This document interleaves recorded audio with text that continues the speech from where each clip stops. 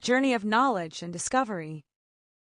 Life, as many philosophers have suggested, is frequently compared to a long journey filled with unexpected turns and endless lessons. Our story begins with a young traveler named Daniel, who frequently dreamed of exploring both the physical world and the hidden stories behind it.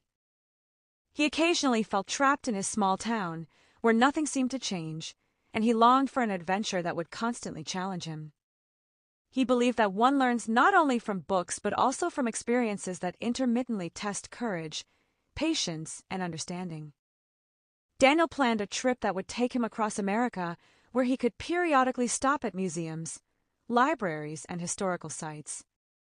He promised himself to write down his reflections annually, turning his memories into a book.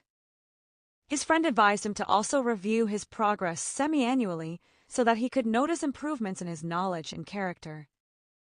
Hitherto, he had never taken such a bold step, but he was ready. He graduated from college and subsequently saved enough money to travel. His first destination was New York City, a place that was formerly known as New Amsterdam.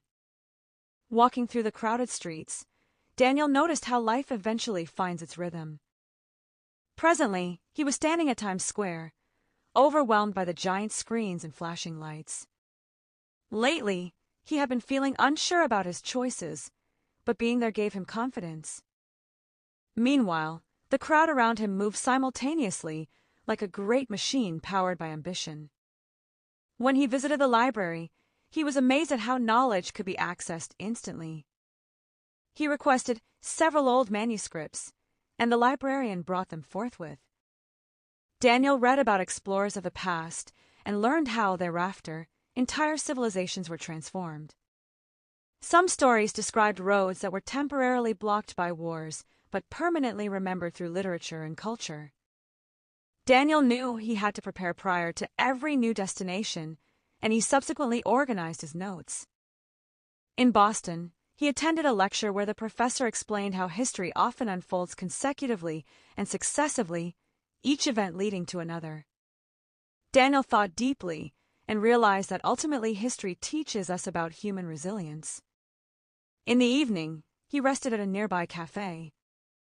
The owner welcomed him warmly and said, "You can sit wherever you like." Daniel chose a seat by the window, somewhere quiet but still connected to the energy outside. He noticed that his wallet had slipped, almost lost nowhere, but luckily found beneath his chair. A child at the cafe pointed hither, and Daniel thanked him. Later, he watched travelers moving thither toward the train station, each with a unique story. He reflected, human progress is slow but steady, hence our modern cities stand tall. From Boston, he traveled to Philadelphia and thence to Washington, D.C. From afar, the monuments looked majestic, and he admired them even more when standing alongside thousands of other visitors. Amid the crowd, he felt a sense of belonging, calmly listening to the guide. Architecture fascinated him. Some columns were placed perpendicularly, others horizontally, and a few vertically to support the grand structures. He noticed how crabs in an aquarium moved laterally, reminding him that movement has many forms. He walked around the museum, discovering new exhibits. Throughout the day, excitement grew inside him as he realized that history connects people across generations. Later, he stood before large wooden doors that opened outwards for safety, while nearby windows opened inwards. Overhead, banners of past leaders flew proudly. He read every description thoroughly to understand the deeper meaning. He also noticed how efficiently the museum was organized, allowing visitors to move smoothly. The new digital guide worked very effectively, providing precisely the information he needed. Daniel kept a journal. He frequently wrote about the differences between temporary events and permanent changes.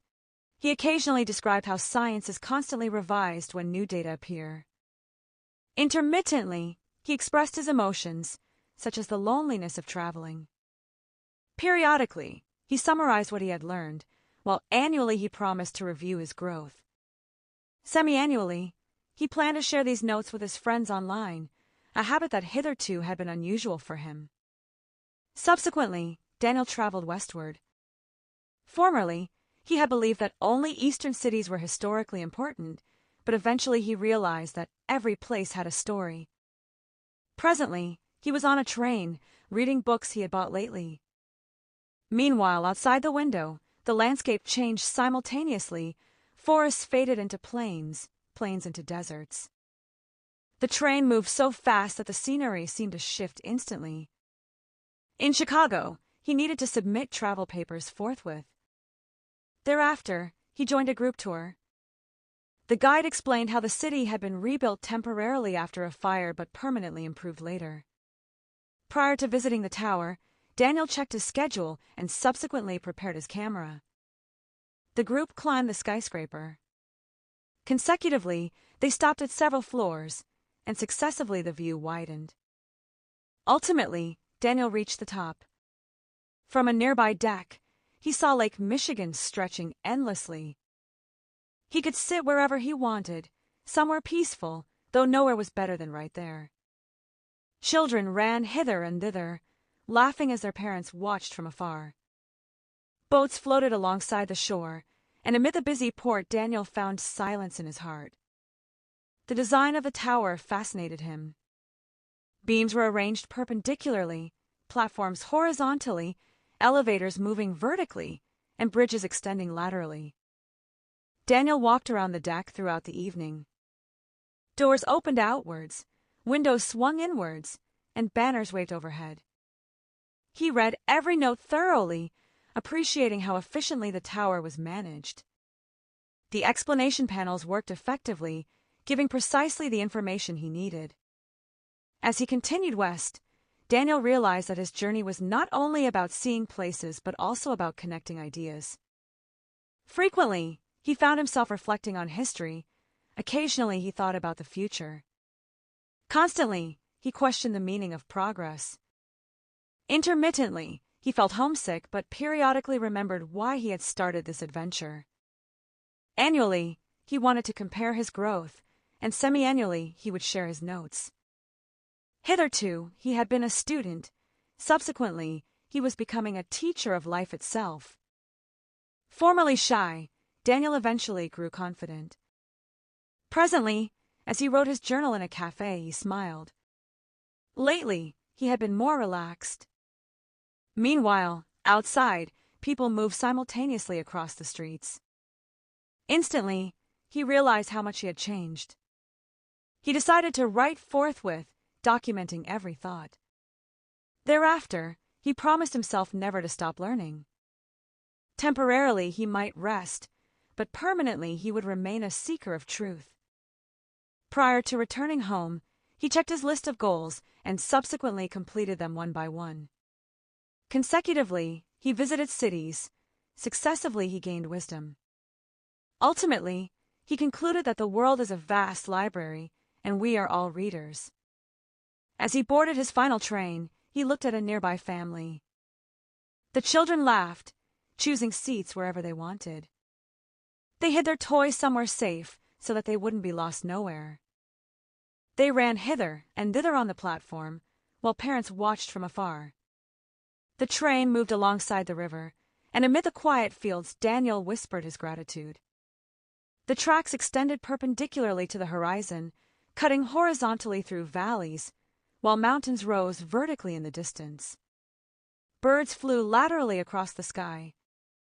Around the landscape, colors shifted throughout the day. Doors of memory opened outwards, feelings turned inwards, and dreams flew overhead. He reviewed his journey thoroughly, thankful that he had traveled efficiently, learned effectively, and remembered precisely what mattered.